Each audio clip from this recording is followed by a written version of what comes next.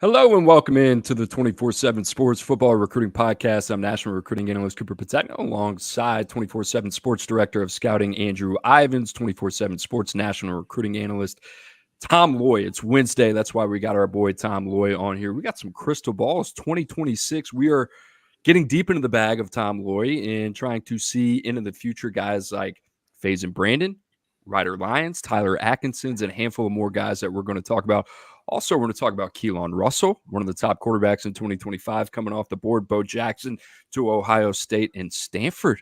Fear the tree, boys. But, boys, you got a trip to OT7 this weekend in Tampa. Tom, I know you're excited about that. Word on the street, boys might be hitting the links. Is that happening or not happening? What's the deal? It's up to Tom. I'm trying to make it happen.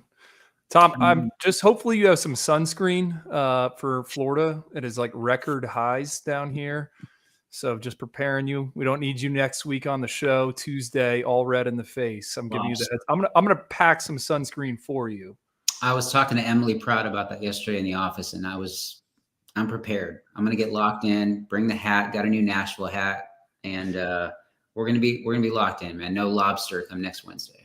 Yeah, Tom, you look like a red hot chili pepper last time. You hit the sun pretty hard, so we're a little bit worried about you. We'll get you right this time this weekend. Guys, just a reminder, you're locked into the 24/7 Sports Football Recruiting Podcast. You can find us every Tuesday and Wednesday on the 24/7 Sports YouTube channel. You can also find us on X noon Eastern time. Do us a favor and make sure to like and subscribe. And if you have questions, get them in right now. We'll get to those viewer questions like we do every show at the end of the show. But boys, the story of the day, the story of the last 24 hours, Keelan Russell. Drew, you and I have been talking about this one for a long time. The longtime SMU commit, Texas, Oregon, Florida, Alabama, all sniffing around for a long time. It just kind of felt like a matter of when, not if. It happens. Kalen DeBoer gets his guy after, kicking the tires on Deuce Knight, Julian Lewis, a handful of other guys. It's Keelan Russell that Alabama ends up getting in the boat. But, Tom, I want to start with you. You've been covering this one, especially extensively over the last couple of weeks. How did this really kind of come to fruition for Keelan Russell in Alabama? Well, heading into the visit, he had made it seem like if Alabama was the place he wanted to be, he was prepared to shut everything down and flip right then and there. But and to be completely honest, we checked in, myself, Mike Roach, Brett Greenberg, we checked in and got the green light to throw in the crystal ball predictions. Over the weekend, still while on campus. I was honestly tempted, and I told you guys about it. I was tempted to throw the pick in before the visit even started. That's how good I felt about Alabama. So I just wasn't sure if he was going to shut it down and make a decision and if he wanted to go see a few other schools. But shout out to the Alabama coaching staff, man. Nick Sheridan, Kalen DeBoer, they got it done. They made him a priority. And this was a fairly easy flip. I think he knew, Keelan, I think he knew heading into this visit, that's where he wanted to be. And he felt really comfortable, and it's really a tough blow for SMU. They did a great job to get that early eval in, and they got to go back to the drawing board. So huge flip for Alabama. Yeah, all the info you need on Keelan Russell committing to Alabama, Brett Greenberg, the staff at Bama 24/7 doing an outstanding job. Make sure to check those guys out. Drew, on the flip side of this, you and I kind of talked about it yesterday on the show about the fit of Keelan Russell, but you look at that room now, we can expect that Jalen Milroe will not be there next year. So then you got Austin Mack came over from Washington with Kalen DeBoer, Dylan Lonergan, Ty Simpson. What happens with the former five-star? And then enter Keelan Russell. Just in terms of your initial reaction, how do you like the fit on the field? Well, I feel like we've talked so much about him. And Coop, I want to ask you this question because I was going through their commit list. Like my favorite Alabama quarterback take since Jalen Milroe. I like him more maybe than Ty Simpson. And I know it's easier to say that now, revisionist history, a few years removed from Ty Simpson coming out. But like Keelan Russell has kind of been one of my guys ever since I saw him down at that Battle Miami event. So I think this is huge for the Crimson Tide. Julian Sayin was there, not there anymore. He's at Ohio State, might play as a true freshman for the Buckeyes. They had to figure out the long-term plan at quarterback. And yes, Austin Mack comes in from Washington, but they needed to make a splash, in my opinion. And, what if they didn't get Keelan Russell, what was kind of next? Because we don't really know what it's going to look like on the field for Alabama here in 2024. I mean, when the games start getting played, it could only get harder potentially to maybe pry a Deuce Knight away from Notre Dame, or go in a different direction, and maybe, Julian Lewis or KJ Lacey. I think that there was a runway for that to get more and more difficult. So I love that. And then you talk about the fit. I think Keelan Russell is built to play in a Kalen DeBoer type of attack, where they're going to air it out. They're going to play in these empty sets. He's going to create some magic back there. I think he's a loose athlete, very comfortable on the move. And that completion percentage is what I keep going back to. Past 2 years, just under 70%. It's one of the best in the top 247. Actually, it is the best. So I think he's built to play in that attack. Sitting is probably going to be what he needs. But then again, 29-1, playing some really, really good football there in the Lone Star State. Yeah, won a state championship at Duncanville the last 2 seasons, has taken Duncanville to a state title. I think the other thing about him, Drew, I remember reading in my report that I wrote in February about Keelan Russell. I think it was 3 games sample size cut up that I had watched. I thought the athletic ability, you compare that to the production on the ground, it didn't match up. I kind of like what he offers in terms of a multi-dimensional kind of dual threat athlete as well. So it would be interesting to kind of see how he fits there. The other thing, you talked about it, the record, Drew. This guy's played a high level of football in Texas. He's going to go into a quarterback room post Jalen Milroe. It's going to be wide open, right? I don't think anybody knows what to expect. A lot of lofty expectations for Austin Mack, but Keelan Russell, from what we hear, Tom, and Tom, you might be able to give a little bit of context to this. We love the quarterback and we love the physical traits and obviously what he can do on the field. But what we've heard about the wiring and kind of the way that this kid is put together between the ears, he seems like a kid that's going to arrive day one and not going to be one of those guys that's going to say, you know what, I'll wait my turn. I'll come in here. I'll take my time. I'll develop.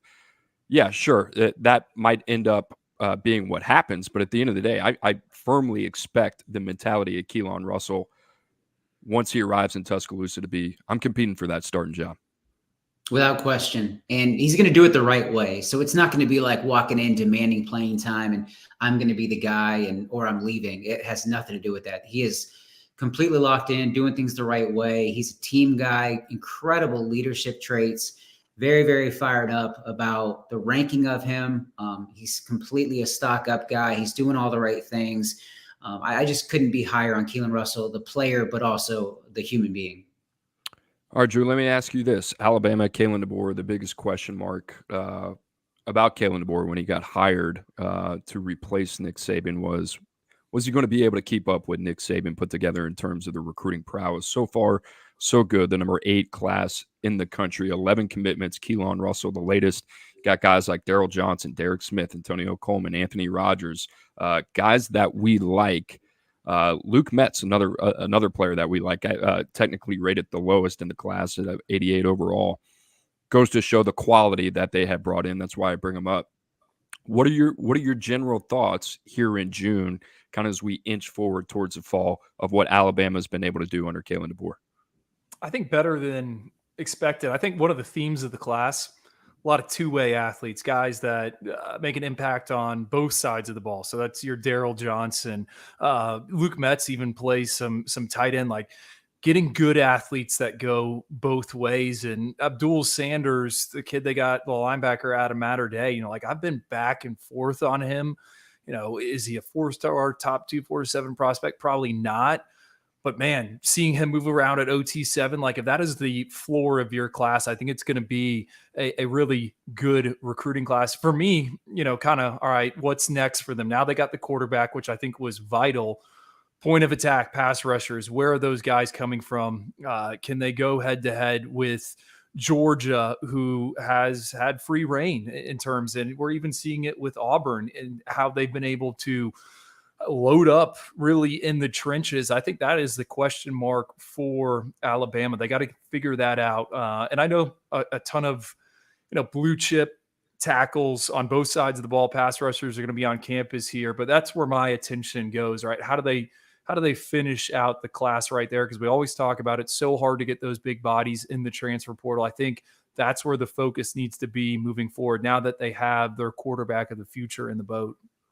There you have it. One of the biggest pieces to come off the board recently, Keelan Russell. We've been talking about him for a long time. One of those dominoes, top 40 player in the country, number 7 quarterback. Certainly a name that we'll have our eyes on next couple weeks in Los Angeles, as all three of us will be at the Elite 11 finals. Let's move on to Ohio State. Currently has a number 2 ranked class in the country. They landed a in-state prospect, top 247 running back, and ready for the name? Bo Jackson. Pretty good name for a running back there. Drew, top 100 prospect, number 3 running back, former two-way guy. For Ohio State fans out there, I thought the comparison was pretty easy. He kind of reminded me of Steel Chambers, right? And a lot of the conversation at Steel Chambers coming out of Blessed Trinity in Georgia was, all right, is this guy going to be a running back or a linebacker? I think we know with Bo, he is going to play on the offensive side of the football and tote the rock. But Drew, he's got some juice. He's got a lot of explosiveness. Sub 11-1 guy in the 100-meter, which, you know, the speed element always comes up. It doesn't matter, skill, mid-skill, whatever it is. I love the vision. I love the patience, contact balance. It's got the long speed as well. This just seemed kind of like too good to be true for Ohio State this year. If you're them, Ohio's been really, really good to you, not to mention Tavian St. Clair as well.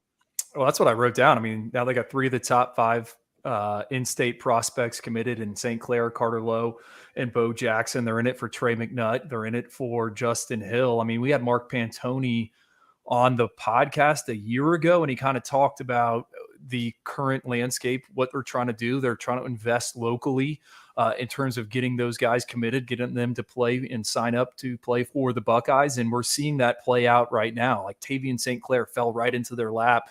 Obviously, we think very high of him, number 2 overall player. Now they get Bo Jackson, who one of my favorite just kind of mid skills. And there's a lot of them in this class and a lot of different kind of Swiss Army knives. But to me, he can be a short yardage back in a pass happy spread attack. And I think that's what Ohio State wants to do with all the wide receivers they have there. I mean, just to me, picturing Tavian St. Clair next to Bo Jackson in the backfield, talk about the Big Ten line of scrimmage league. That's how you want it to look. I have this also written down because I wanted to ask Tom, what is Ohio State going to do at wide receiver? I feel like we always talk about the quarterback dominoes, and for good reason. But a lot of these wide receivers, Jamie French, Khalil Lockett, DeCorian Moore, it seems like everyone's in a holding pattern because they want to see, okay, who's going to get the green light to commit to Ohio State? So do we have any insight on, which one of these guys the Buckeyes are prioritizing? Because it's been a long and lanky list of visitors for them, and it's only going to continue over the next few weeks. I still don't think they're out for Jamie French. I know a lot of people want to make it seem like he's completely fallen off the board and he's looking elsewhere, and everybody's talking about, all these other schools. But I definitely think that they're firmly in the picture there. Texas and LSU and others are also involved. And you got Vernell Brown III, who's fresh off a great visit, he called it, to Ohio State. So, my gut says he's going to stay in state, whether it's Florida or Florida State. But I think this was kind of an eye-opener of a visit that kind of had him feeling good about the Buckeyes again. But I was talking about a couple others, and DeCorian Moore was just on there. There's a possibility of Donovan Olubade, although I think he's trending towards Missouri or USC. There's a possibility where if they turn up the heat, he could be on the board. You got Talon Taylor, but I'm starting to think Georgia's in the best spot for him. But so with Talon Taylor, I don't think Notre Dame is in the picture, and it wouldn't be surprised if that official visit gets canceled. Based on everything I've heard. So Ohio State and Georgia could be the top 2, the final 2 for him. If he gets on campus in Columbus, all bets are off. But right now I feel better about Georgia with him. And then the other guys, you got Quincy Porter, who just came off a visit to Penn State. He's going to be at Ohio State. That they have a great opportunity there. Dalen McCutcheon from Texas, top 247 guy, fresh off a visit that really went well to Ohio State. And then lastly, you got Phillip Bell, who's going to be on campus this summer. So there's definitely some names on the board. I don't think it's as, much of a slam dunk as maybe it looked like when you had French and Brown and a few others, but they're going to be fine. There's just something about Ohio State. Brian Hartline, he always seems to get his guys. That's the last position I'm concerned about when it comes to the Buckeyes. Oh, let me follow up. I'm not concerned about which 3 it is. I just want to know, okay, who is going to be the 3? Because I think it's going to create a ripple effect where these guys are going to lock in spots elsewhere. Hey, Quincy Porter, I'm a Quincy Porter guy. If we want to build my dream offense, we got Keelan Russell at quarterback. Quincy Porter can be the X on the outside. I'm a big fan of him. I think it's going to be from that group that we mentioned. And Porter, I don't know. I was kind of thinking that maybe Penn State was going to not seal the deal, but move the needle. And I don't know if they did. So I'm definitely watching Porter and Ohio State. All I heard was Donovan Alubade in Missouri. That one gets me fired up, especially when you think about Luther Burden, more than likely off to the NFL draft after this year. Alubade is certainly a name, Drew, you and I have kind of talked up in the past, but Ohio State be interesting to see what they do at the receiver position. Now it's time to talk about the hottest team on the recruiting trail. Not yet, at least, but we're hearing some good things. Stanford Cardinal, ACC football, baby. This is what we do. We're excited to talk about these guys, but potentially a big run on offensive linemen for Stanford here if they can pull off a couple of major upsets. And the reason I say that, well, they had two guys on campus, two guys that are ranked the number 2, number 3 tackles in America. Both guys ranked inside the top 16 in 5 stars for 24/7 Sports. Joshua Petty out of Georgia, Andrew Babalola out of Kansas. Drew, you and I have spent a lot of time on Babs, specifically talking about the best fit for him. It has been mentioned by Tom that this was going to be more of a high academic recruitment with Andrew Babalola. Tom, you and I were in the offer for not only has a shot, but as of today, at least from what I hear getting out of my lane, is that Andrew Babalola in Stanford is a very legitimate thing that could happen actually pretty soon. Very close to putting in a crystal ball pick for Stanford to land Andrew Babalola. No question about it. I probably would feel comfortable tossing it in already, but I want to make one more call later today, and then me and your boy Babs are going to get on the horn sometime this afternoon. So looking forward to that. We'll see how it goes. But yeah, there's a possibility that this gets done sooner rather than later. Stanford's in a really good spot, and it completely makes sense because no disrespect to the other schools that were involved here, but from day one, he mentioned making sure he picked a school that took academics, not just seriously, like it was priority number 1 for this kid. And he's got obviously NFL talent, but he's all about academics and athletics. So love that here for Babs. And I think that Stanford's going to be the pick, but obviously there's some others in contention as well. And then you brought up Josh Petty.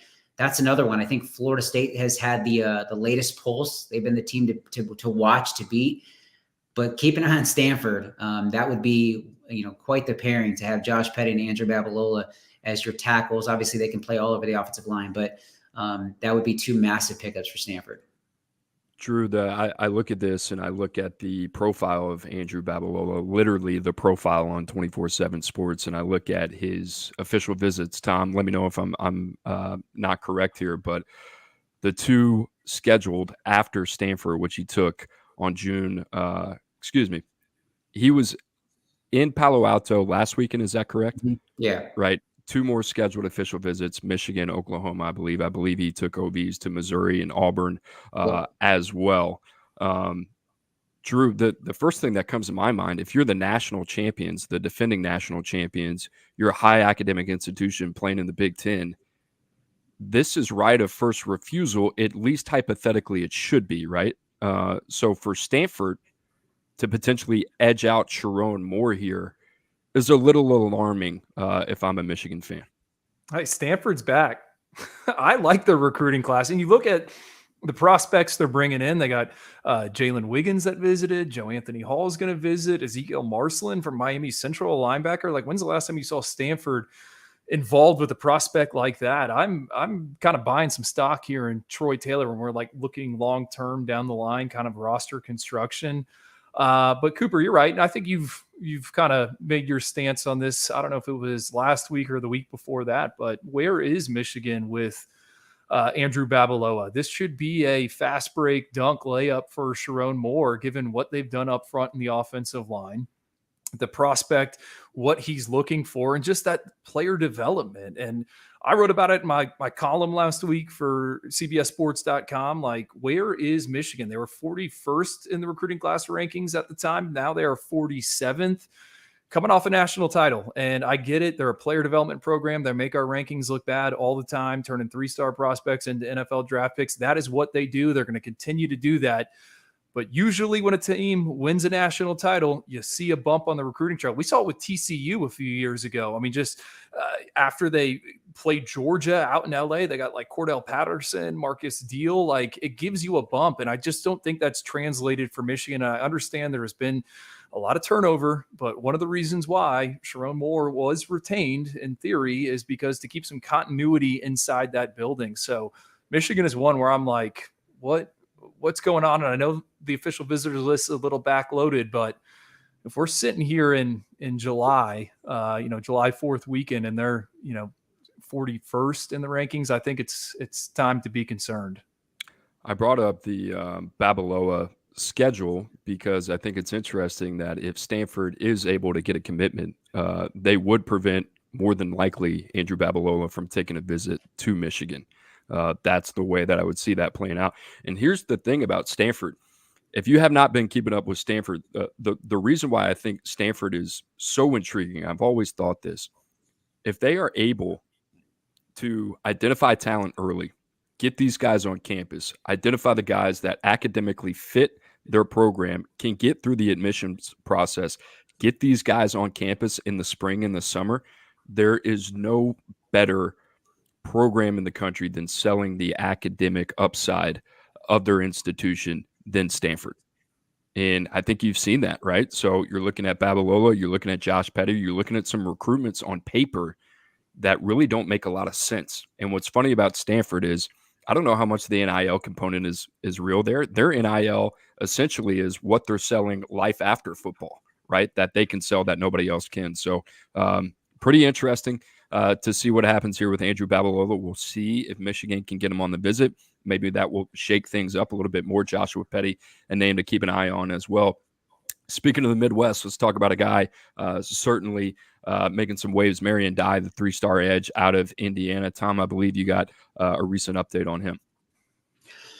Alan Truin and I kind of reported together this morning that he's got an official visit lined up from Michigan this weekend. So that is a huge, huge visit. Lou Esposito, the new defensive line coach that came over from Western Michigan, in my opinion, an incredible coach, leader. This was a big hire for Michigan and it's starting to pay off in the recruiting front. So he's going to be at Michigan this weekend. You got others in place still, Ohio State, Miami, Georgia, Tennessee, Purdue, I think even Florida State. But Michigan's got a great shot here. And I think this is, we just talked about Michigan and having to kind of move the needle with guys. They just did that with top 247 edge Marco Jones, who was on campus over the weekend. And then Kainoa Winston, a top 100 safety. So Michigan's more in play for those two than they were prior coming into the visit. You land those guys, you get Marion Dye on campus, you land him eventually. That's the kind of Michigan recruiting we're talking about that you're bringing up. So that would be a huge addition if you can get Marion Dye, because there was a point where they were not involved at all. This was a Georgia, Ohio State battle, Tennessee in play, but Michigan is clearly pushing all the right buttons. Drew, have you dived in on Marion Dye yet? I briefly, that's on the plate for post this pre one of our rankings calls. I'm working my way left to right, so I'm halfway at the offensive tackle point. But the measurements from the On3 Elite Series, which are floating around out there, pretty promising. A lot of green numbers for Marion Dye. Yeah, and interesting kid. We'll wait until next week. Maybe we'll circle back on him and have a nice conversation. Yeah.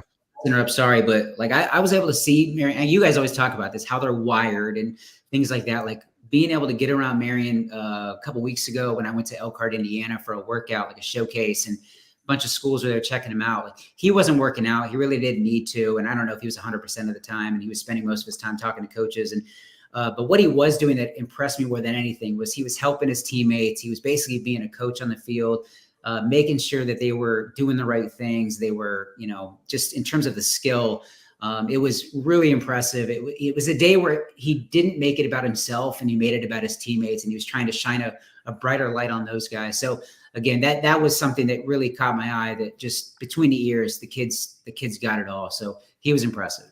Where's Notre Dame with this kid? He's a Indiana in-state. Yeah, not involved. Not a guy that they, for whatever reason, they just didn't get too involved there. And it was Georgia and Ohio State. Ohio State, I believe, was the dream offer growing up. So picking Michigan would be something. All right, jam-packed first half of the show, guys. We appreciate you joining us as always. You can find the 24/7 Sports Football Recruiting Podcast on X. You can also find it on the 24/7 Sports YouTube channel. But like I said, a lot going on in the college football recruiting world. Right now is the time to subscribe to 247sports.com. There you have it, wall-to-wall team coverage, recruiting rankings, and transfer portal updates. Transfer portal, man. It's nice to take a little bit of a breath there. I'm sure that thing's going to get cooking December, which will feel like tomorrow once we'll dive back into that. But Tom, it is now time for some crystal ball picks. And you and I were talking before the show. This is your current pulse, right? On 2026, this is how you feel today. Understand that these crystal balls, that's what they're there for, to show the current pulse of the recruitment. So, Tom, let's start at the top. Let's start with the number one player in the country in 2026. You're firing one in for Faison Brandon too. Tennessee. And I probably could have done this the day I first spoke with him when we dropped the 2026 rankings and you guys named him the number one player, number one quarterback in the country.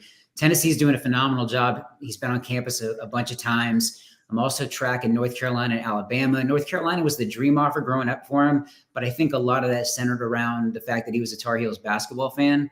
So I like Tennessee right now, and he's just coming off another great visit. So I think Ryan Callahan would agree that Tennessee's in a great spot.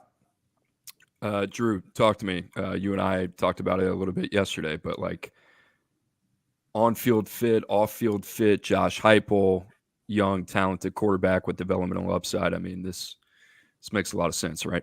Yeah, it's a marriage that I can absolutely see happening. And I don't know if Tom can correct me here, but he threw for the Vols over the weekend on Saturday night, right? Like he just wasn't there for. Yeah, I love that, and I believe he is scheduled to throw at Florida State here on Sunday. But Tennessee, I mean, kudos to them for the early ID, and he's perfect for that offense in terms of what they want to do. And I'm stepping out of my lane here a little bit as well. I heard early on, Faison Brandon close to Hendon Hooker. Hendon Hooker has done what he was able to do at Tennessee. I think you can see some similarities there in terms of like, okay, the RPO stuff, obviously the passing and whatnot, but he's kind of a build speed accelerator in terms of running. Like, I think he fits what Josh Heupel wants to do. And, I've kind of got that vibe just after we named him number one and just reading the reports and all that and seeing where he was visiting. It seemed like Tennessee was in the driver's seat. Everyone else was going to have to play catch up. And we talked about this yesterday on the podcast, like with the quarterback position, there's programs that are proactive and there's programs that are reactive. Tennessee seems to be pretty proactive. They go Nico Iamaleava, Jake Merklinger last cycle. Like I just like what they're doing.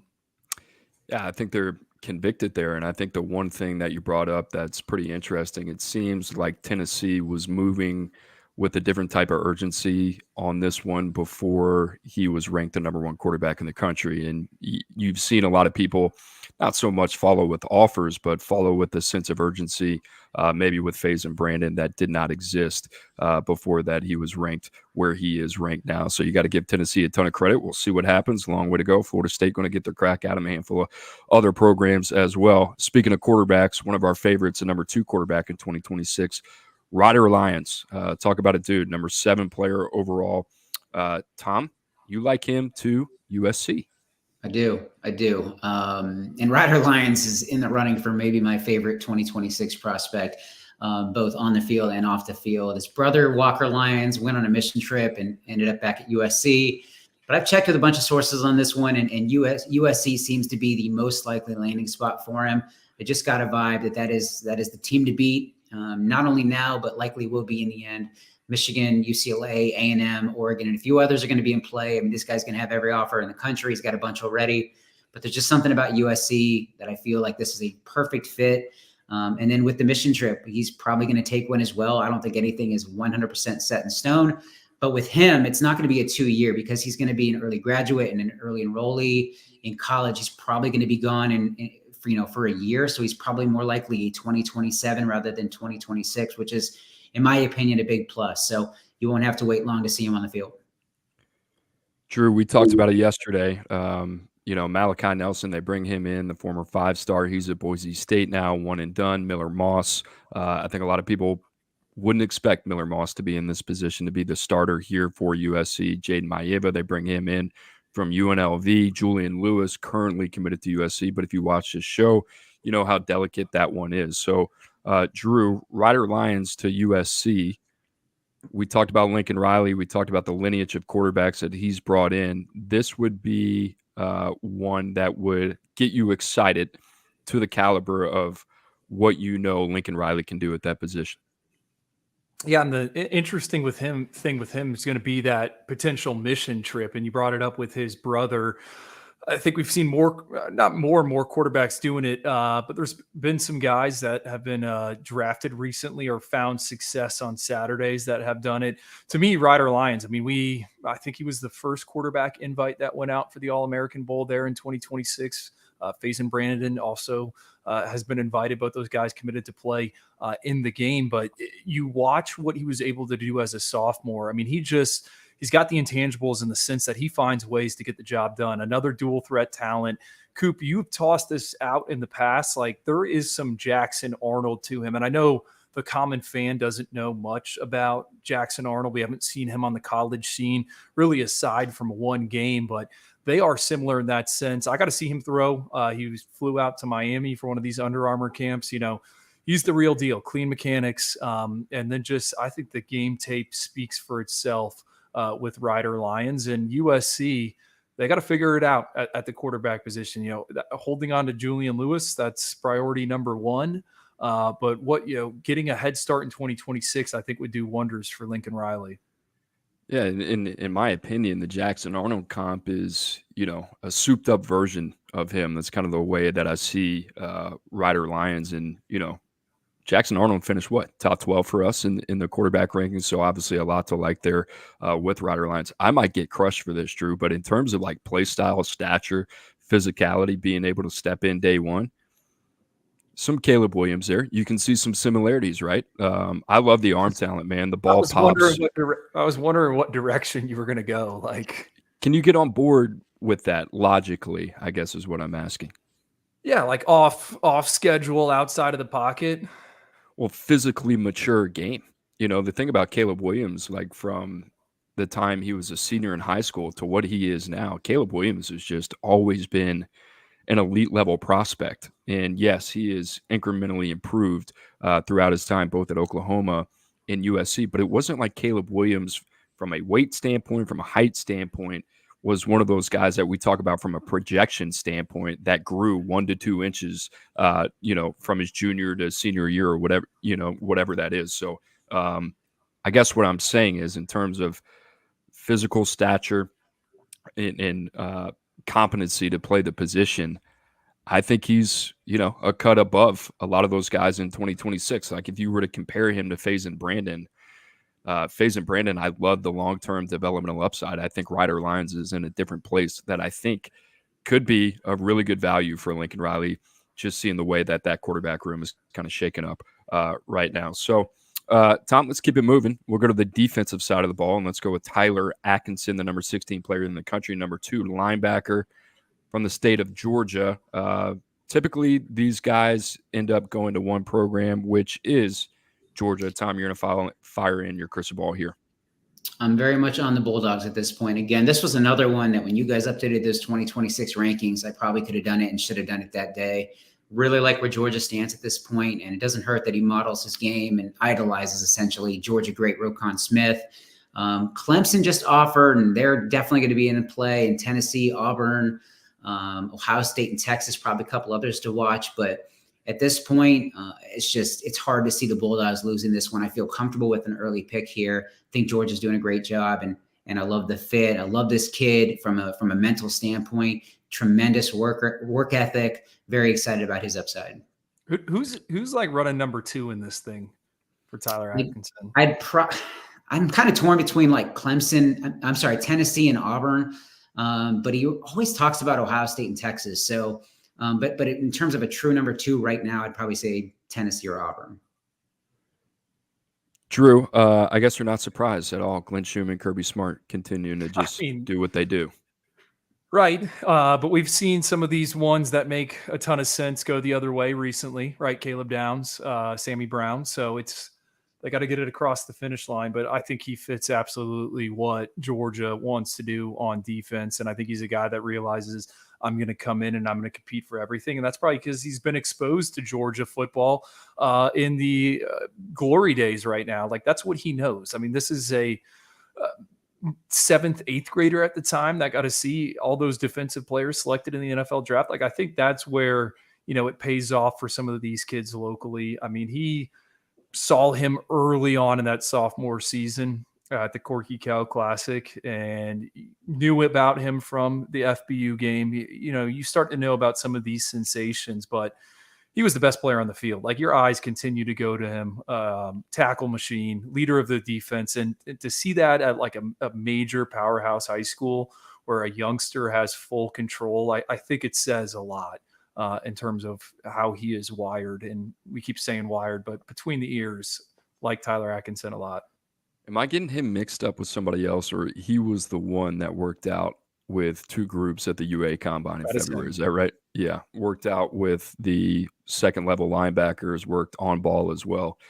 Quick twitch, explosive, can do a little bit of everything. I depending on how he grows, Drew, I can see him kind of being one of those guys that you can move back and forth. So Tyler Atkinson, we'll keep an eye on him to Georgia. Guys, just a quick reminder, if you want to get your questions answered, make sure to get those in right now. We'll get to those here shortly. We're going to continue with the 2026 Tom Lloyd Crystal Balls. And Tom, this one fires me up. Elijah Golden, one of the best defensive linemen in the country out of IMG Academy. Where are you leaning on this one right now? The Fighting Irish. This was one that he made it clear early. Notre Dame was his leader. He loves everything about the program, the school, head coach Marcus Freeman, defensive line coach Al Washington. But I feel great about this pick, feel very comfortable with it. I think they're the leader today. Now, Ivins, you just mentioned, it's about getting over the finish line. But he's been to campus multiple times. He's returning again on June 12th. Ohio State is another threat here that you need to keep an eye on. I'm seeing a lot of Notre Dame Ohio State battles in 26, so that's something to watch. But I recently tossed in a crystal ball pick for 24/7 Sports #1 safety Braylon Womack to Notre Dame, another 2026 standout. And then, honestly, I'm not too far off putting in a prediction for Blaine Bradford to potentially land at Notre Dame. I'm just trying to see how Notre Dame's going to play it. So that'll be interesting, but I feel really good about Notre Dame and Golden. Drew, the boys are cooking in South Bend. I think you and I have always talked about this. If Notre Dame can get guys like Elijah Golden, some of those guys, Blaine Bradford that Tom has mentioned, you start to view Notre Dame in a different way than you viewed them in a long time where it comes to roster construction. And we talked about it yesterday when it came to the composition of that quarterback room. Now you're starting to see it, different positions, a point of attack. Elijah Golden is a different dude. He's a top 20 player in the country in 2026 for a reason. It just seems like Marcus Freeman, his staff are starting to kind of hit a stride here where I think you and I have always talked about this.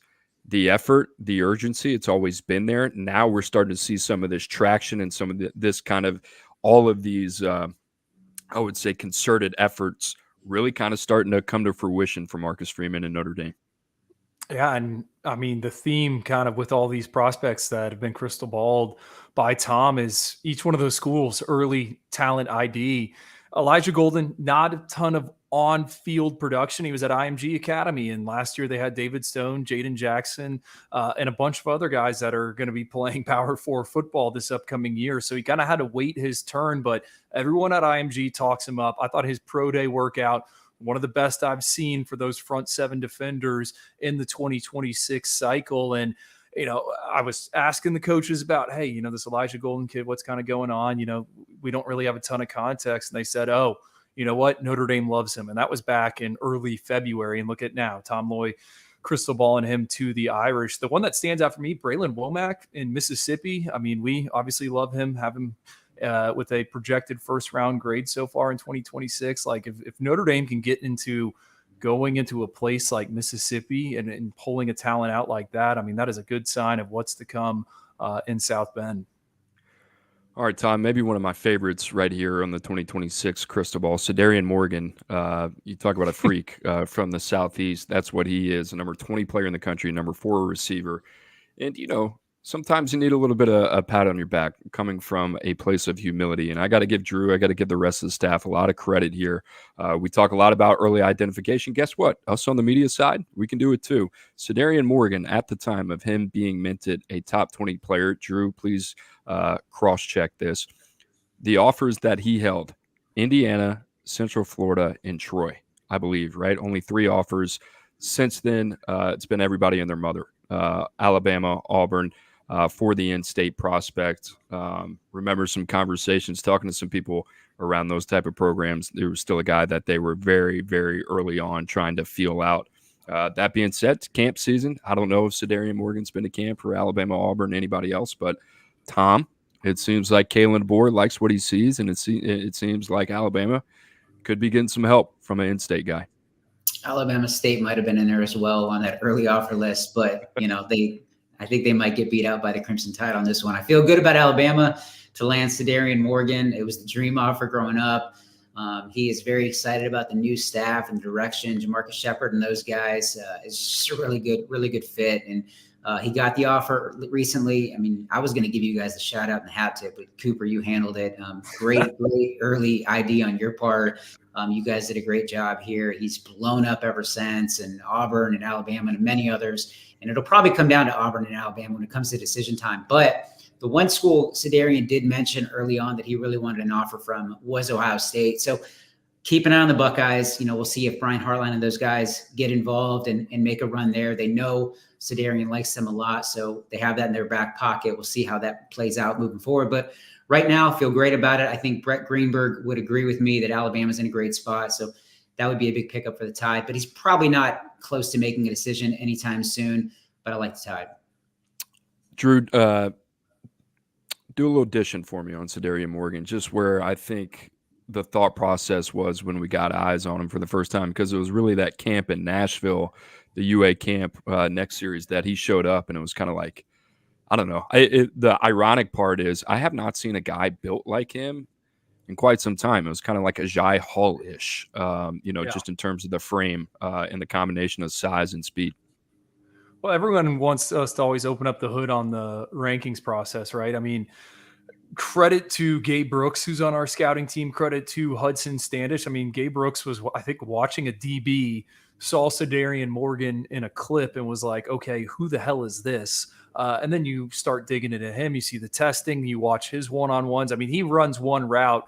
I think it's a comeback where he snaps off the defensive back and he just climbs this imaginary ladder and plucks it out of the air. And it's like, okay, we have not seen many people in this class. We like the multi-sport. He's a basketball player. He's got this track and field context. And then you turn on the game tape checks out, and you're kind of asking around, all right, why is Alabama State and Indiana the only ones on the offer list? Where is the SEC? But we stuck with our guns. We shot him up there, and it looks like he's going to have no shortage of options. It's funny to me because, like, these kids, especially early on in the 26, like the whole recruiting process is so new to them. Some of these guys in like small towns, and it's like what they're saying now is going to be completely different a year from now once they've had a ton of exposure and reporters calling them and people trying to get them to play for this team and that team and all that stuff. But that's kind of, I don't know how he came to be, or am I missing something there, Cooper? No, I think that's it, man. I mean, you look at the background, the physical background. I think the other thing is he's just kind of jawing when you get eyes on him for the first time. So to see a guy with that size move the way that he does, two-way snaps as well. I mean, he does a lot of different things. One of those where it's easy for us to say, I think everybody else is going to catch up. Let's not overthink this. We got eyes on early. Sedarian Morgan certainly going to be a player. And with that, we interrupt your broadcast because we got some breaking news. And what else? I mean, it's a recruiting podcast. Why not talk about it right now? But Grayson Littleton, top 247 corner, top 100 player for us, a number 71 player in the country, number 9 corner. Drew, a fan favorite for you. He is committed to the Clemson Tigers. And I'm going to guess that you really like this fit because this is a player that can do a little bit of everything. I mean, it's huge for the Tigers. And I'll go back to that CBS Sports column I wrote last week, previewing the first official visit weekend. Like, this is do or die time for them because they're not going to have other official visit weekends here in the summer months. These are their top targets. If they don't get them, they're going to have to pivot to tier 2 options. Now, I do think Dabo and his staff do an excellent job of evaluating. You look at some of the guys that made plays or have made plays as a true freshman. They aren't the highest ranked individuals, but they needed to get some of these high profile individuals in the boat. Grayson Littleton wasn't technically part of that big official visit weekend. I think he just wrapped up his official visit. Tom can correct me, kind of a midweek trip. But this is a kid that like USF thought they were going to get back in January. Then it was like Iowa. He's got some ties to Iowa or Kansas State, one of those programs. Like it looked like one of those battles. Rips off a 4.51 on the lasers at an Under Armour camp. Go back, watch the footage. Okay, you like what you see there. Dig into the junior season tape. Guy making play in all 3 phases. Maintains phase really well outside on the perimeter. He's got the tools. I still think he's got a ways to go, but this is how you want the corners to look. Height, weight, speed. Grayson Littleton has all of that. And Mike Reed, big pickup for him. 5'11", 3/4, 172. He's got a 10.9 100 meter to his name. Drew mentioned the 4.51 40 as well. Drew, you also mentioned in your scouting report a guy that could move to safety if possible. And Drew, the other thing, one of those indicators on Next Gen, stock up, right? One of those guys that we're kind of monitoring right now, sitting there at number 71. Just a football player, Drew, and this is very, very loose. But when you watch Grayson Littleton, you see the testing, you see the versatility, you see kind of the football instincts. He's a super clean prospect, and I'm not comparing the players. I'm comparing the process of evaluating these guys, going down the list of kind of prerequisites you look for in the corner position. Reminds me a lot of kind of Trent McDuffie in the way that we kind of viewed him. All those things, when you look at a corner under 6 feet, they got to be able to kind of achieve and overachieve in so many different areas. That's kind of Grayson Littleton. So love what Dabo Swinney and his staff continue to do on the defensive side of the football. I'll say this, like he might be the tallest 5'11" and what is he, 3/4 or 7/8 individual. I mean, I stood right next to him at that Under Armour camp, and he was taller than me, I think. But hey, you can play him on the outside, I think is the bottom line. And you think about pairing him with Tay Harris, one of our favorite safety, maybe inside corner prospects. I got the big boys up front, Amari Adams, Isaiah Campbell. I mean, there's a lot to like in the Tigers class at this stage. Got to close on some of those visitors from over the weekend. They had a platoon of them. It was like 30, Tom, 28? Yeah. I mean, and just on that same note, and I will say just quickly, I was really with Grayson. I was more worried in watching, if I was a Clemson fan, this upcoming Alabama trip. So the fact that Clemson was able to get it done, get him to cancel the Alabama trip is a massive win for Dabo Swinney, because that was early on when I first met Grayson, the one he kept talking about and maybe like not calling it a dream offer, but the one doing the best job was Alabama. So if they can get this to where, and I haven't talked to him directly, so I don't know if it's completely shut off, but knowing how Clemson does things, I'm assuming the Alabama trip this weekend is off. So really, really big win. Talking to a couple people yesterday, they told me that they still expect David Sanders in the class. I know everybody wants to talk about basically every other program but Clemson. I still feel comfortable with my crystal ball pick for them to land the 5-star offensive tackle. And then one other that somebody told me to mention yesterday was Kamar Archie, a 3-star linebacker that Clemson made a huge move for. They might be the team to beat. And somebody was pushing hard for me to throw in a crystal ball pick for the Tigers. I'm not there yet. And then the other one was Cortez Mills, a guy, Ivins, you obviously know really well, in Florida. I still like Miami, but supposedly from everything people are talking about was that Clemson made a huge move there. They might be the team to beat. But again, he's still got to go to Miami, so we'll see how things play out. There you go. Clemson doing some things. We talk about it all the time. Real quick on Grayson. I mean, I know we're under the gun here. He did message me before he committed. "Quote unquote, it felt like a no-brainer for me to choose the school after seeing the culture and how they present themselves and hold themselves, and how they truly believe in developing the players that they have. It's a great program inside and out." That's end quote.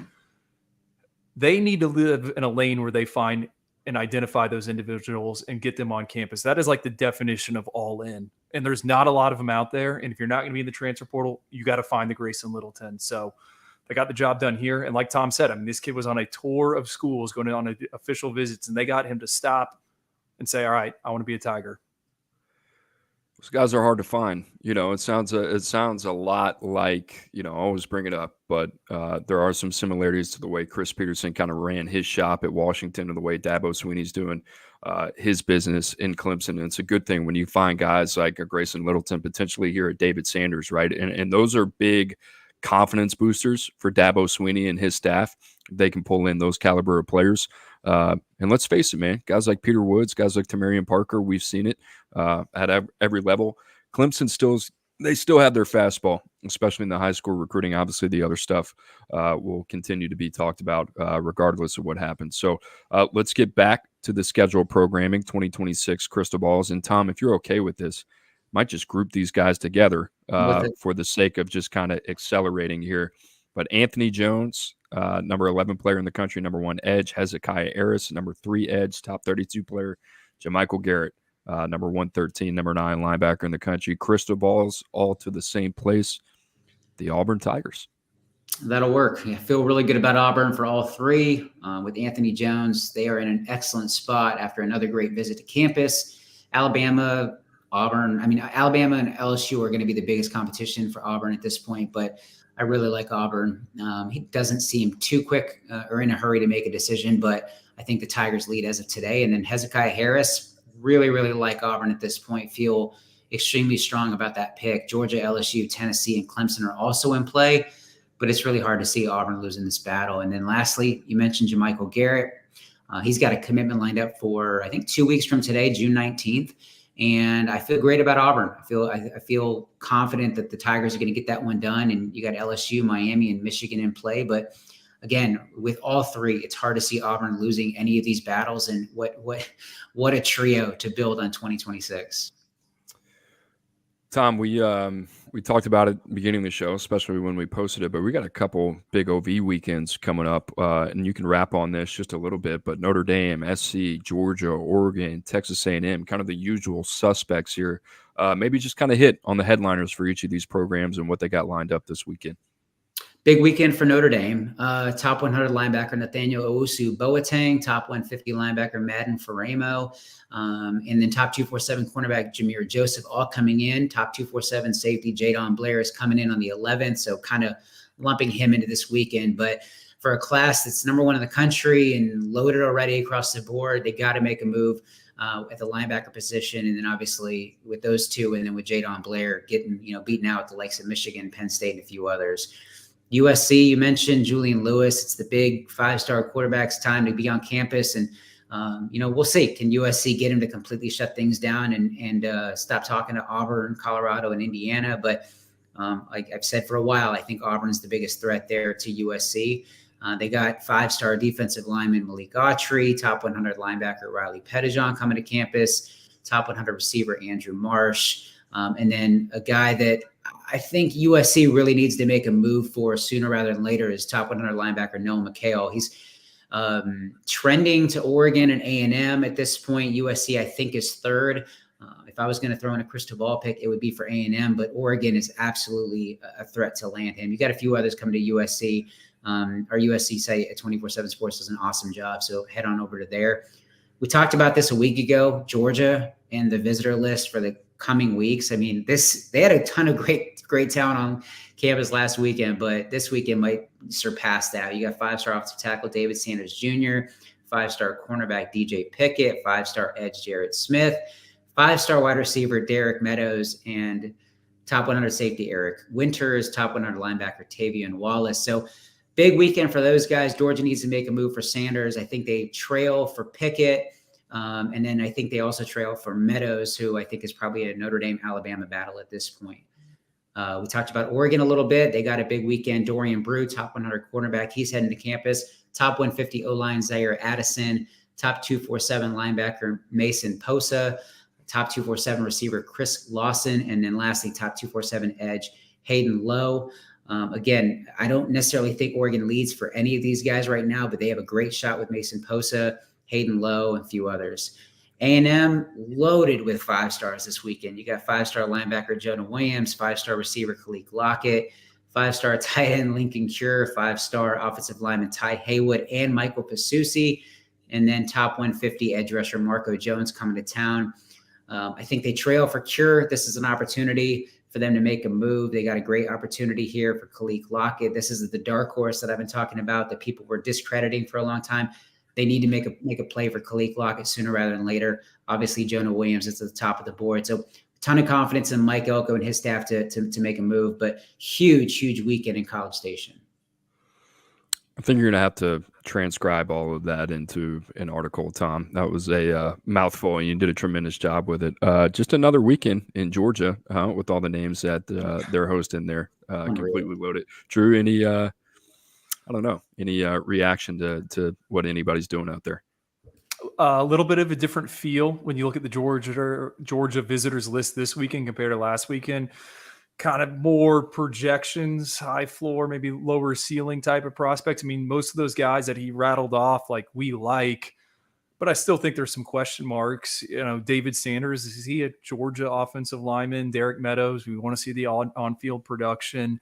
There were a few others on there. DJ Pickett, like, is he a corner? Is he a safety? It just feels a little bit different for Georgia, but obviously it's an elite group. The one that stands out to me, Texas A&M. I mean, geez, we already like the class they have in place, which isn't really, a bunch of blue chip headliners like the back end of the class. If they can get some of these guys on board, I mean, I'm buying as much stock as I can in the Aggies and what they're doing. I think they need to get one of these offensive linemen, Fasusi, Ty Haywood. I've said that, like, with Texas and the Longhorns and the Aggies, they got to get one of those dudes. Can't let either one of those guys get out of state. Tamu's got one of my favorite recruiting operations, I think, just the way that they kind of conduct business. They have a Duke, with Mike Elko coming over from Duke, they've maintained their sense of, like, diligence, if that makes sense, and they've carried that over to Texas A&M. They have not let the brand power of Texas A&M get in the way of operating efficiently, if that makes sense. From an early identification standpoint, the guys that they're doing homework on, I love the way they kind of got a Power 5, and I mean this as respect, a second-tier Power 4 program type of urgency when it comes to the evaluation process for one of the biggest brand names in all of college football. I think that's going to take you a long way, not to mention the alignment at the top of it. We know what they can do financially. Guys, we appreciate you hanging around, as always. Now it's time for some questions. Make sure to like and subscribe. As we always say, Tom, we have you on the show every Wednesday. I know everybody's fired up to have you on here. So Living Free in UT, one of our favorite guys and a reoccurring guest, he's got a question for you. And we talked a little bit about this guy yesterday, one of the top arms in 2026. He says, hey, Tom, how long until Dia Bell commits to the Longhorns? Texas is a big player. The other one I'm watching is Penn State. They've done a really good job there, but Texas seems to have the edge, the pulse right now. I don't necessarily know how quick he is to want to make a decision. He's got a ton of great opportunities in front of him, great options. But the Longhorns, I mean, if you threw in a way too early crystal ball pick for him, I'd feel pretty confident that it's going to be them or Penn State as of today. Miami's got an opportunity in state, so keep an eye on those three.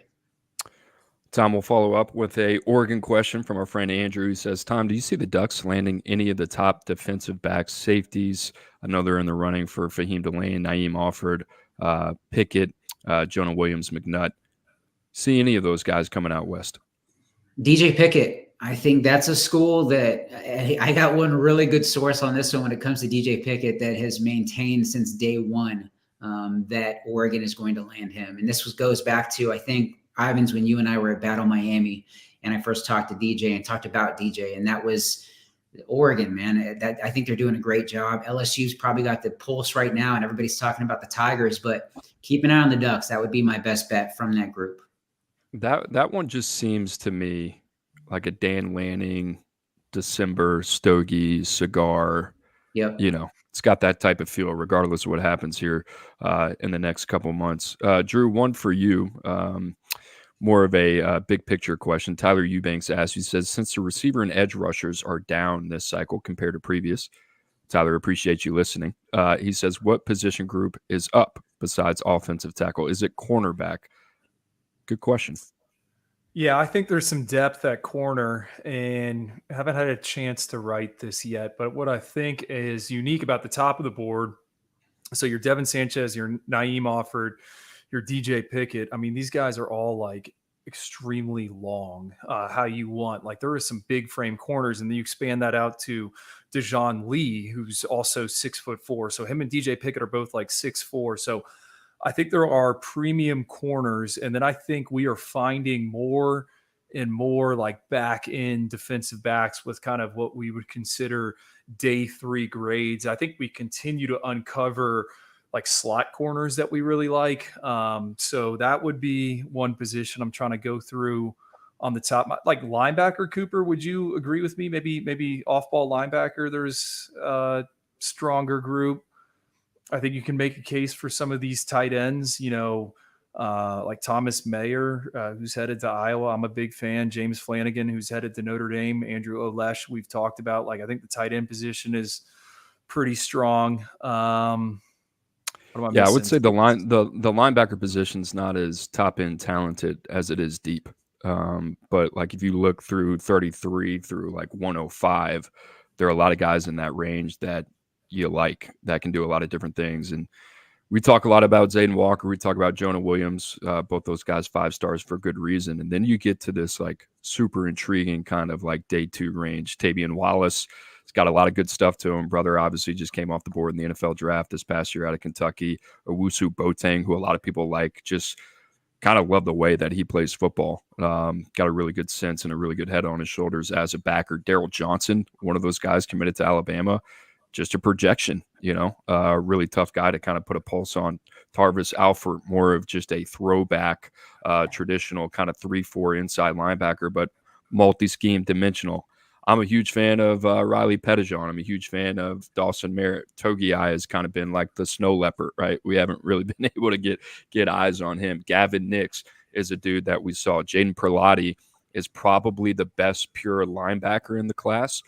Just in terms of when you project him to the next level, there's some things that he's gotten dinged up on. So, yeah, it's a fun group. I think linebacker sticks out. And obviously, he mentioned offensive tackle. I think offensive tackle is one of the more intriguing groups this year with different directions that you can go. So, great question there, Drew. I think we talked about this before. So, if I put you in a pinch here, I'm sorry. But Adam with a Michigan question here. He says, Drew and Coop, I've heard you mention Carter Smith before, but can you guys talk about what you like about his game and what he needs to work on to potentially raise his stock?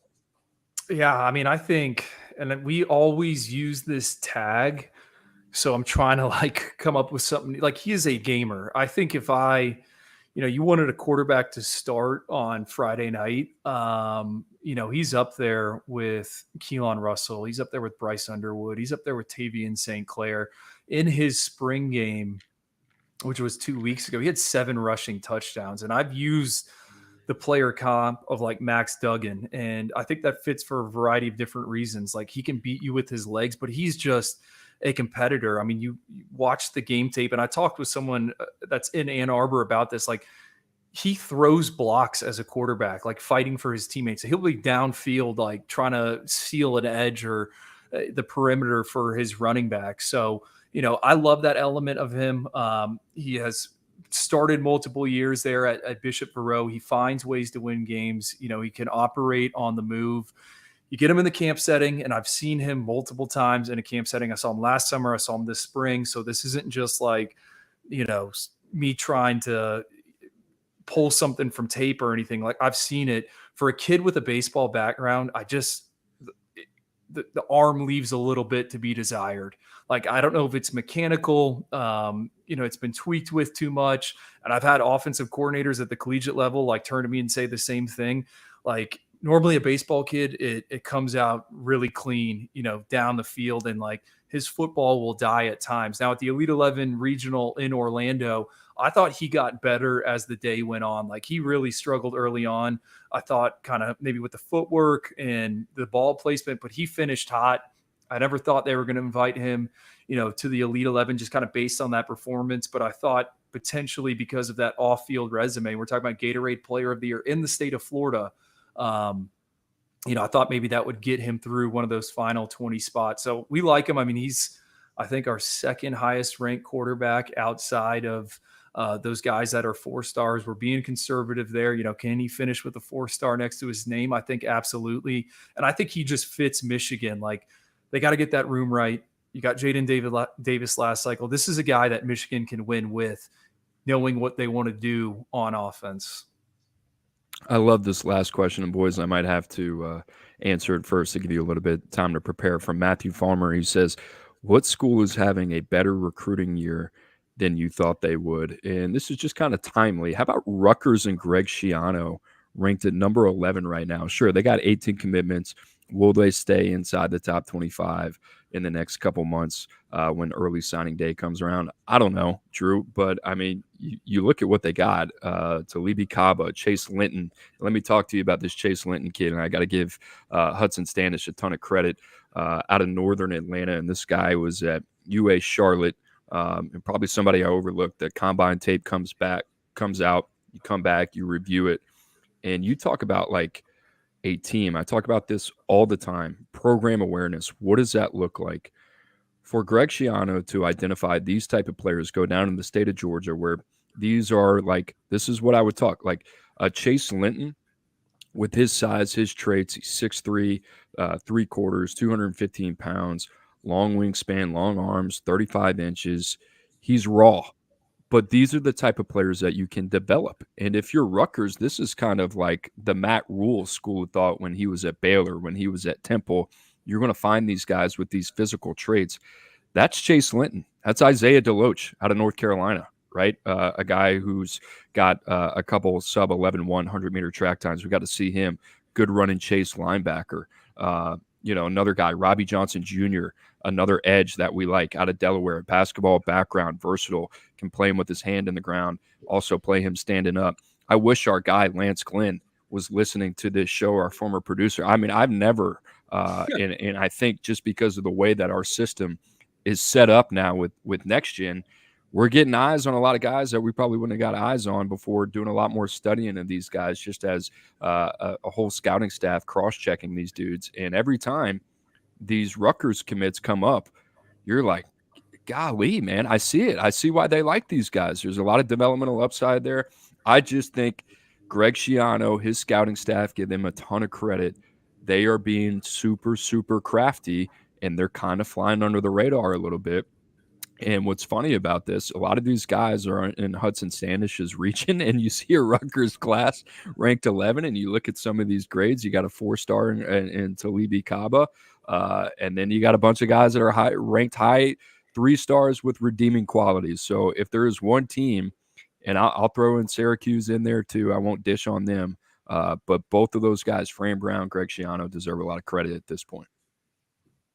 I think for me, and I think you need to point this out, right? So if you have like over 15 commits, it's going to shoot. It's just how it's calculated, the formula, like you're going to be pushed up pretty high now. And eventually you're going to fall because other schools are going to move up the board. So I'm trying to like find a school that's like under the 15 threshold. And I haven't really found one yet, but I'm going to name a few. We talked about Alabama. Like, I do think this is better than I thought Kalen DeBoer was going to be able to do.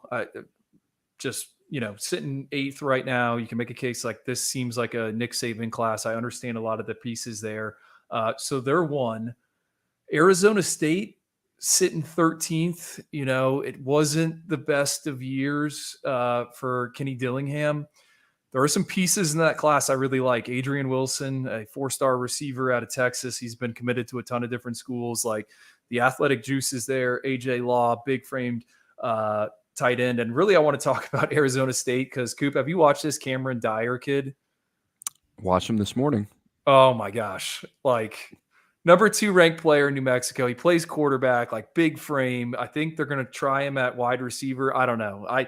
I said it in our scouting chat yesterday. He's a 3-star now, but if we come scrambling for AAB invites and there's a lot of opt-outs in December, like Cameron Dyer is a guy I am pushing for right away. I just love the idea of him, the athletic profile. So Arizona State's another. TCU, they got on the board over the weekend. Big time commitment, top 247 pass rusher, Chad Woodfork. They got Ty Hawkins, a top 247 quarterback, who I think some schools have sniffed around on. And remember, TCU, they had that bump after the college football playoff experience. Most of those guys have transferred out that they've just kind of been in limbo. So also kind of been impressed with some of their pieces. Ed Small, and another wide receiver. So those are the ones that jump out to me. And I said it with Indiana, Julian Lewis, that new staff, they've had some notable wins, I think, so far. What are they calling it? The new Indiana, Tom? Is that what they're calling it? Yeah. I don't. I like it. Yeah. Go ahead, Tom. Sorry. I was just going to know, I agree with you on Indiana. I think Missouri is another school that I think when we look 6 months from now, I think their class is really going to come together. But the one that I'm not going to say it surprised me, but sitting at 7th right now is Texas A&M. I didn't know how quickly everybody would buy into Mike Elko and the job that him, Derek Miller, the rest of that staff is doing. But they have a great class already. We talked about it already, but they could add guys like Noah McHale. I'm trying to think who else. Broderick Scholl.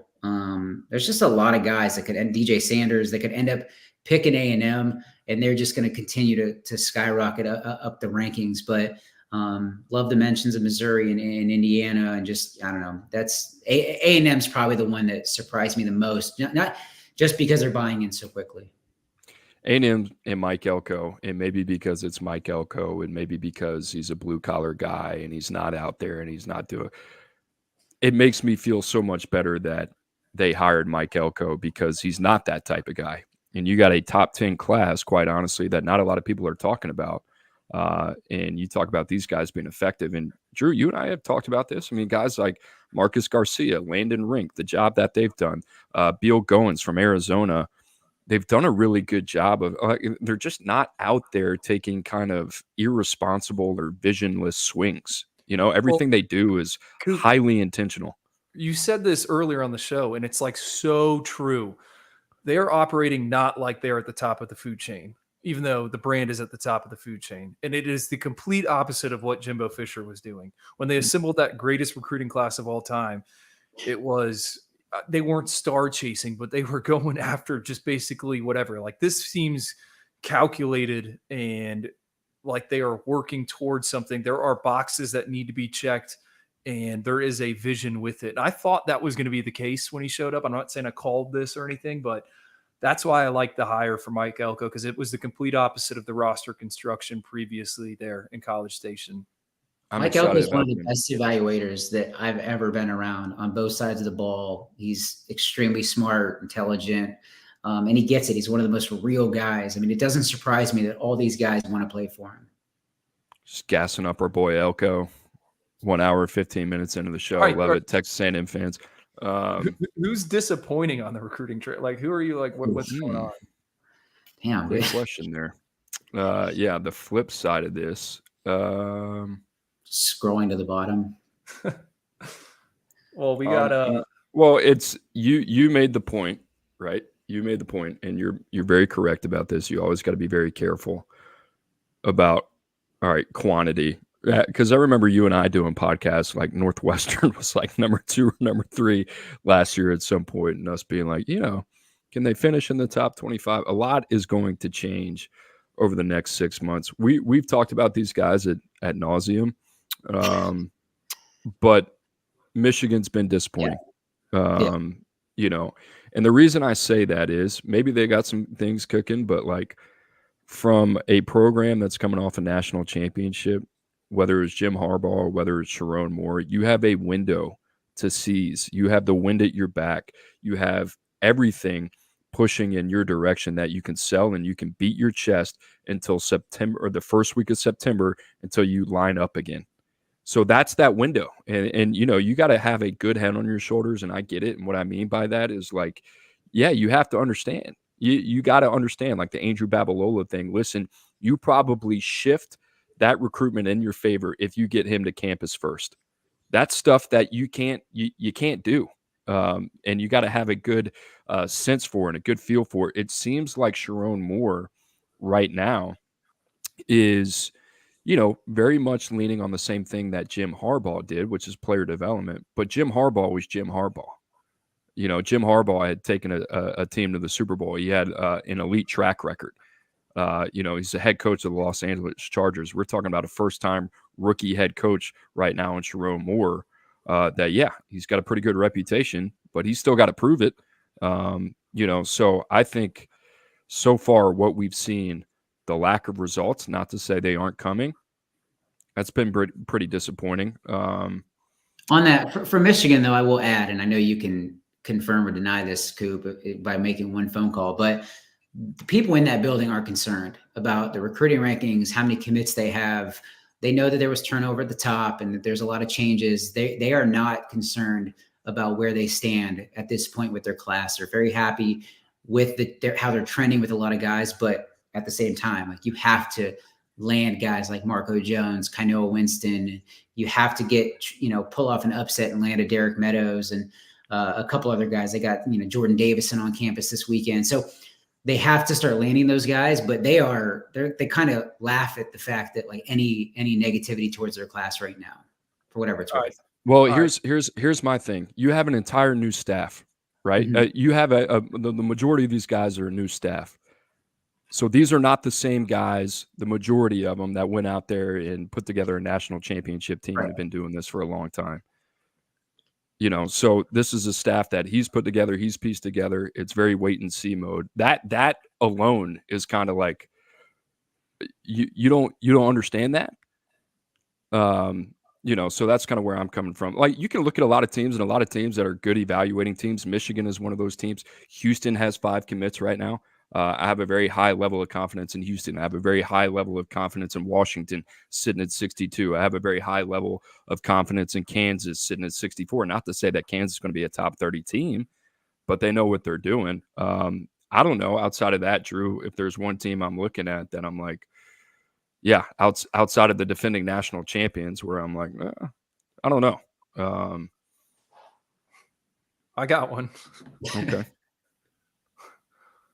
I mean, I'm going to say it, and like, this isn't for a click play, but like Colorado, 69th, like, Tom, are they doing a summer official visits? Because I was talking to a college staffer, and they're like, yeah, man, we have to do summer official visits because we're not doing them during the season, and you got a signing period that's moved up. So when are you going to do these official visits? And I know Prime does his own transfer portal, building it his own way, but like, if I got to be the guy that points out that they have 3 prospects committed, I don't know who's visited, and what's the plan post 2024?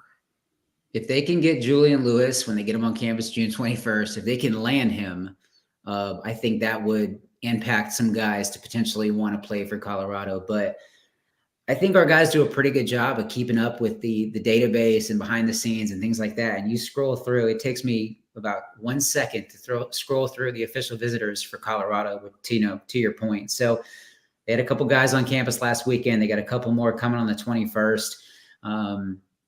That's it. And I don't think Adam Munch, Tiger, and those guys who do a great job over at the Colorado site, I don't think they're missing opportunities to add those to their profile. So yeah, I think you're right to be disappointed with where things are going in Colorado. Last question. Florida, to me right now, and I have not gone back and looked at Florida's kind of like timeline for when they typically get things going.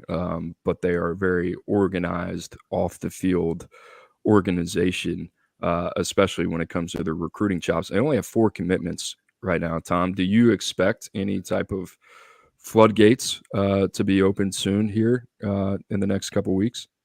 I mean, they're in it for a lot of playmakers in Florida, so they got to, I think a lot of guys like Halton Stubbs got to flip him from USC if they're going to make a move there, or Dallas Wilson. I know they're still talking to him. He's committed to Oregon. And gut feeling right now, Vernell Brown III, I could see him picking the Gators. Alubide's in play for them. I think Antoine Hill is probably the biggest one, the biggest fish that they could get that could send some shock waves or maybe catch the eye of other playmakers. But yeah, they got some stuff. They got some work to do. That's for sure. I mean, they're still working hard to flip Solomon Thomas from Florida State, and he's coming off a big visit elsewhere. So there's just, I don't know. They got a lot of work to do. long way to go with the puzzle pieces to be put together, and it's going to be interesting to see. I mean, I guess where I am at right now is it time to overreact with a lot of these teams, Michigan, Florida, whoever else you want to throw into that conversation? No. But as a slow start, something to take into consideration. Absolutely. It's not everything, but it's not nothing. That's kind of how I view it. All right, boys, almost an hour and a half show. And guys, if you have stuck with us this entire time, we thank you as always for the Oyster Boys. Guys, over 10,000 viewers on X on yesterday's show. We appreciate you guys hanging out with us in June as we get ready for the football season. Boys, any final thoughts before you depart for a busy weekend to Tampa, Florida? Drew, Tom, anything? Tom, are we playing on Friday or what, man? To be determined. Well, I would like to make it work. I mean, I got to check into my flight in a few minutes, so might just pack the clubs for one round. That sounds like a problem, but I'm just not a big fan of renting clubs. I'd be okay with it though. Tom's got a very smooth lefty swing. Got to see it in person last Friday. He's getting ready. He's getting dialed up. Got a big swing like Brian Harmon, but you take as many waggles as Brian Harmon. So we need to get you to pull the trigger. All right. I think it's time to go, guys. For Tom Lloyd, for Andrew Ivins, we appreciate you watching. Like I said, the Oyster Boys, you can find us every Tuesday and Wednesday. Make sure to join us next week. We'll have a great show, OT7, a lot to break down. For those guys, I'm Cooper Petagna. See you next week.